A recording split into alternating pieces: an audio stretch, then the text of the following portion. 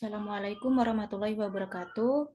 Perkenalkan, nama saya Elia Suyanti dari kelas AK 201 akan menjelaskan materi terkait probabilitas untuk memenuhi eh, ujian akhir semester pada matkul Statistik Ekonomi dan Bisnis.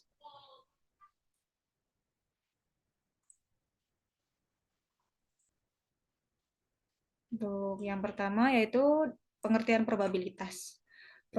Probabilitas dikenal dengan teori peluang. Teori peluang awalnya diinspirasi oleh masalah perjudian. Awalnya dilakukan oleh matematikawan dan fisikawan Italia yang bernama Girolamo Cardano. Kapan tepatnya teori peluang masuk ke dalam dunia statistika belum diketahui secara pasti. Meskipun teori peluang sudah dikenal sejak abad 17 oleh para matematikawan, tetapi masih diragukan kapan teori ini berhubungan dengan statistika.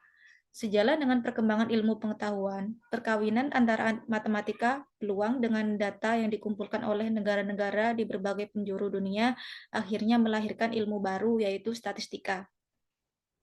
Lahirnya berbagai teori peluang yang dilandasi dari kesenangan ini telah banyak mempengaruhi perkembangan ilmu statistika itu sendiri. Penggunaan teori peluang dalam bidang bisnis sudah cukup lama dikenal oleh para pebisnis. Manfaat mengetahui probabilitas adalah membantu pengambilan keputusan yang tepat karena kehidupan di dunia tidak ada kepastian dan informasi yang tidak sempurna.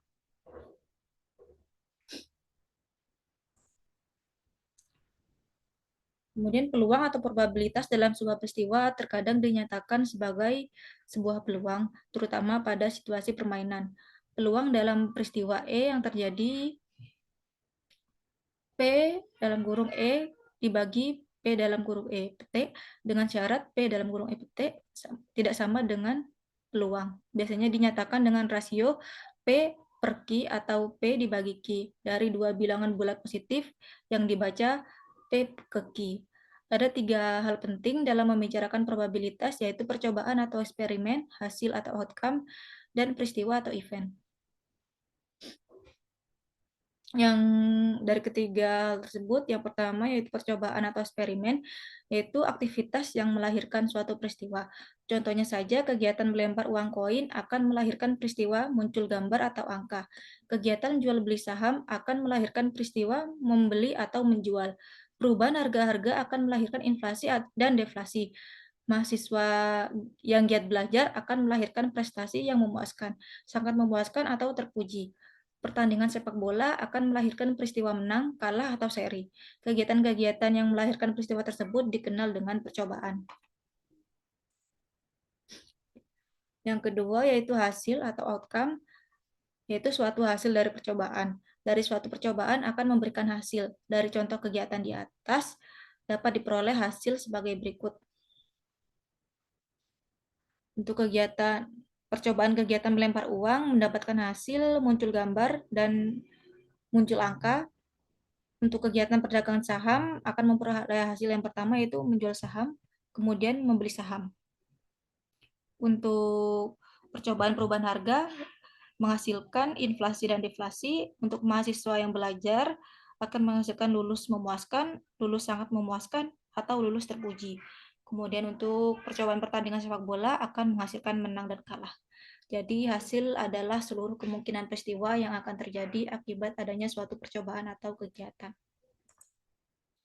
Yang ketiga yaitu peristiwa atau event.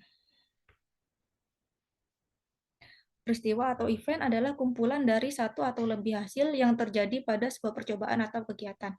Peristiwa menunjukkan hasil yang terjadi dari suatu kejadian. Dalam setiap percobaan atau kegiatan, hanya ada satu kemungkinan hasil. Pada kegiatan jual beli saham, kalau tidak membeli berarti menjual. Pada perubahan harga terjadi inflasi atau deflasi. Pada pertandingan sepak bola juga terjadi satu peristiwa. Apakah klub sepak bola tersebut menang, kalah, atau seri. Tidak mungkin dalam suatu pertandingan sepak bola, misalnya Liverpool versus Arsenal, hasilnya Liverpool menang juga kalah. Akhirnya peristiwa yang mungkin terjadi yaitu Persita menang atau kalah atau seri.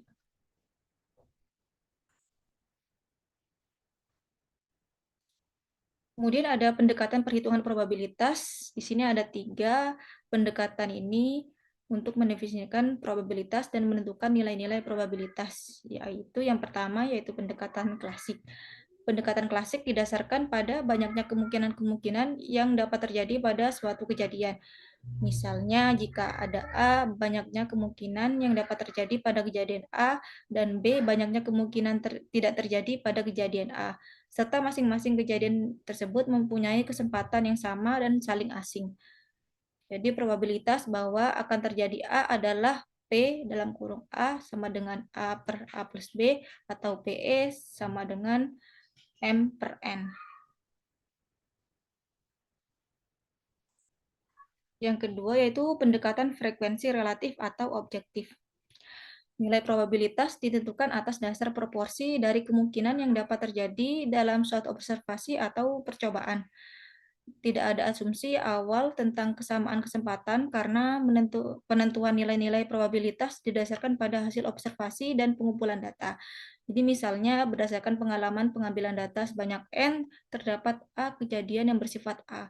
Dengan demikian, probabilitas akan terjadi A untuk data adalah PA sama dengan A per N.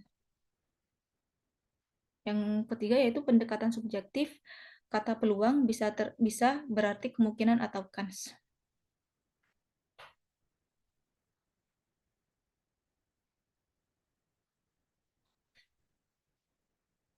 Yang ketiga yaitu pendekatan subjektif. Mohon maaf, ini belum saya enter.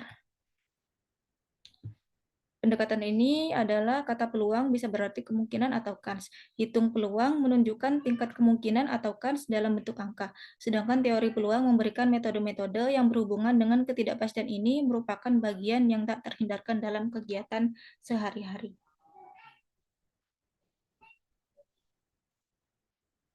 Kemudian ada istilah dan sifat-sifat peluang, yaitu ada ruang contoh atau sample space, yaitu kumpulan dari semua kejadian dasar disebut ruang sampel. Sedangkan banyaknya semua kejadian dasar yang mungkin disebut, yaitu disebut ukuran ruang sampel.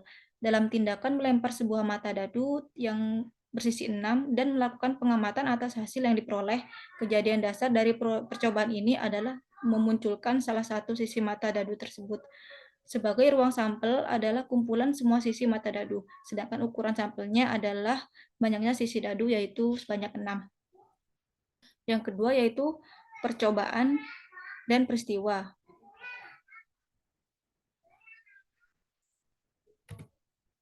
Percobaan atau eksperimen berkaitan dengan hal yang direncanakan untuk dikerjakan.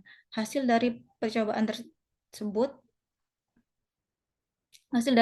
disebut kejadian atau event. Misalkan kita merencanakan untuk melempar sekeping mata uang logam dan kemudian akan diamati sisi uang yang muncul. Dalam hal ini percobaan kita adalah tindakan melempar uang, sedangkan kejadiannya adalah munculnya sisi muka atau sisi belakang dari hasil pelemparan mata uang tersebut.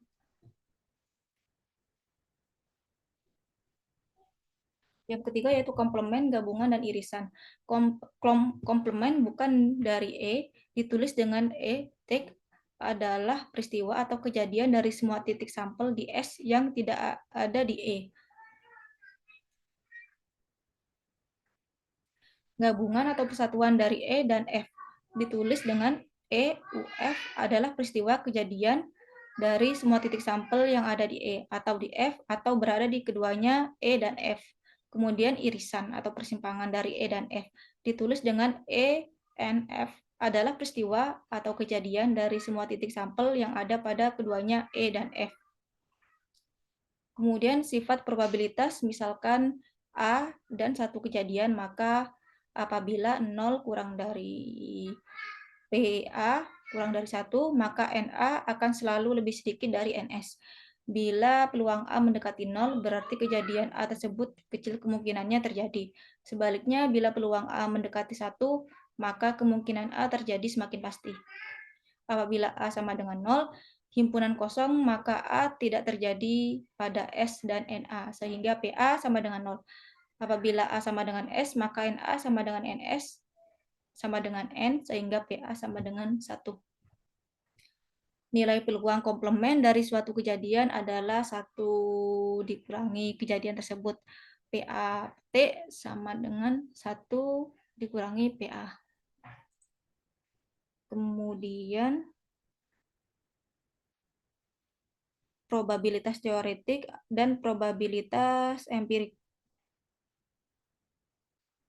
Probabilitas teoretik kemungkinan atau probabilitas yang diperoleh dengan menggunakan cara-cara yang berlainan serta asumsi bahwa semua cara yang mungkin akan terjadi atas dasar kemungkinan yang sama atau equally likely basis. Prinsip dasar perhitungan dan hukum probabilitas. Untuk prinsip dasar perhitungan, pada saat akan menghitung probabilitas, diharuskan untuk menghitung jumlah elemen dalam satu set. Karena menghitung unsur secara individu mungkin akan lebih sulit. Setelah dilakukan pengembangan teknik perhitungan yang lebih efisien, terbentuklah prinsip perhitungan dasar. Prinsip perhitungan dasar berguna dalam menyelesaikan berbagai masalah. Yang kedua yaitu proses stokastik. Proses stokastik adalah himpunan variabel acak. Semua kemungkinan nilai yang dapat terjadi pada variabel acak disebut ruang keadaan atau state space. Satu nilai T dari T besar disebut indeks atau parameter waktu. Kemudian ada hukum peluang atau saling lepas, yaitu dua kejadian A dan B dikatakan sebagai dua kejadian terpisah apabila dua kejadian tersebut tidak mungkin muncul secara bersama-sama. Dengan kata lain, peluang munculnya dua kejadian terpisah. A dan B secara bersama-sama adalah 0, artinya A n B sama dengan O dibagi P A n B sama dengan 0. Munculnya sisi muka dan munculnya sisi belakang pada pelemparan koin adalah dua kejadian terpisah. Tetapi munculnya sisi kurang dari 4 dan munculnya sisi ganjil pada pelemparan dadu bukan dua kejadian yang terpisah. Apabila kejadian A dan kejadian B saling terpisah, maka peluang kejadian A B sama dengan peluang kejadian A ditambah dengan peluang kejadian B. Kemudian hukum peluang pengurangan atau beririsan.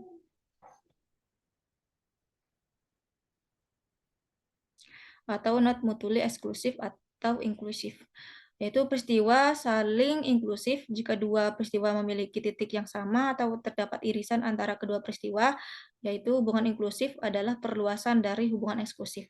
Ini berlaku hubungan A atau B atau keduanya. Secara sistematis dirumuskan sebagai berikut.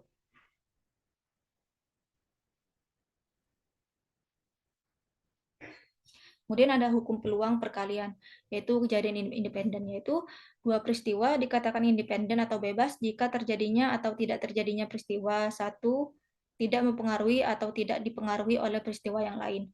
Jika X dan Y merupakan dua peristiwa yang independen, maka probabilitas untuk terjadinya kedua peristiwa tersebut adalah P dalam kurung X and Y sama dengan PX kali PY. Kemudian ada hukum peluang pembagian, yaitu atau peristiwa bersyarat.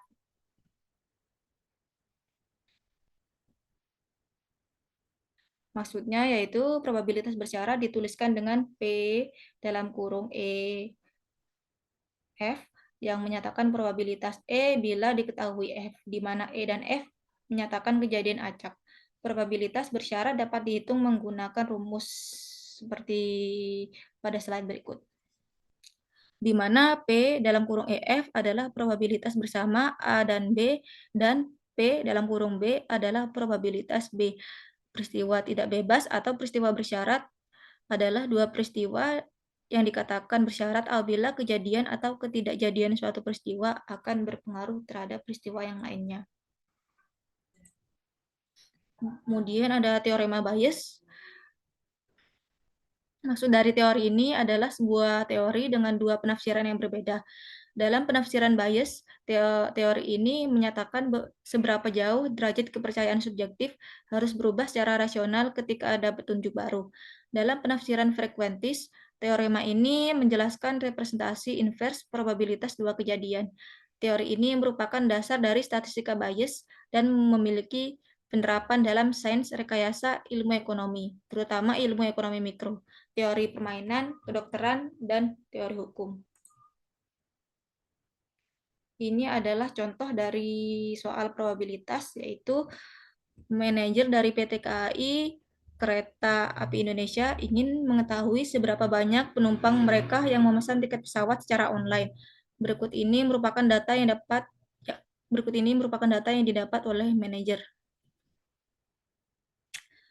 Kemudian ada note di sini perbandingan antara total pria dan wanita adalah 6 dibagi 4. Kemudian diminta untuk menghitung probabilitas penumpang yang memesan tiket di Tokped, kemudian penumpang wanita yang memesan tiket di tiket.com atau penumpang pria yang memesan tiket di Tokped. Kemudian yang C, dengan syarat bahwa penumpang tersebut adalah wanita, berapa probabilitas bahwa ia memesan tiket di Tokped. Kemudian yang D, dengan syarat bahwa penumpang memesan tiket di Traveloka, berapa probabilitas bahwa ia adalah pria. Untuk menjawab soal ini, diketahui total penumpang adalah 1.000 dan perbandingan pria dan wanita 6:4, maka total pria yaitu 600 dan total wanita 400. Kemudian kita akan melengkapi tabel terlebih dahulu berdasarkan data yang diketahui. Untuk total Traveloka akan didapatkan nilai sebesar 420, total yang di Tokped 245, kemudian total wanita 400, dan total tiket.com 160 wanita. Untuk mencari berapa total pria, yaitu total semuanya kan 1.000.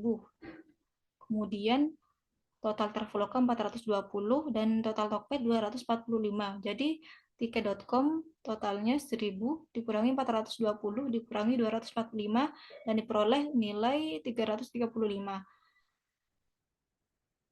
Karena tiket.com wanita 160, maka tiket.com pria 335 dikurangi 160, jadi didapatkan 175.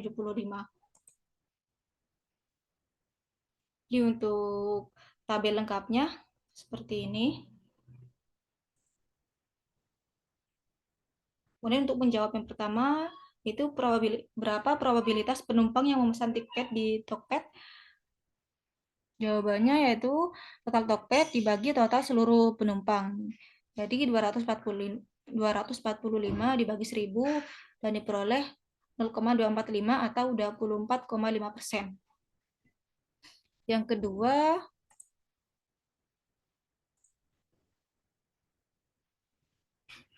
berapa penumpang wanita yang memesan tiket di tiket.com atau penumpang pria yang memesan tiket di Tokped?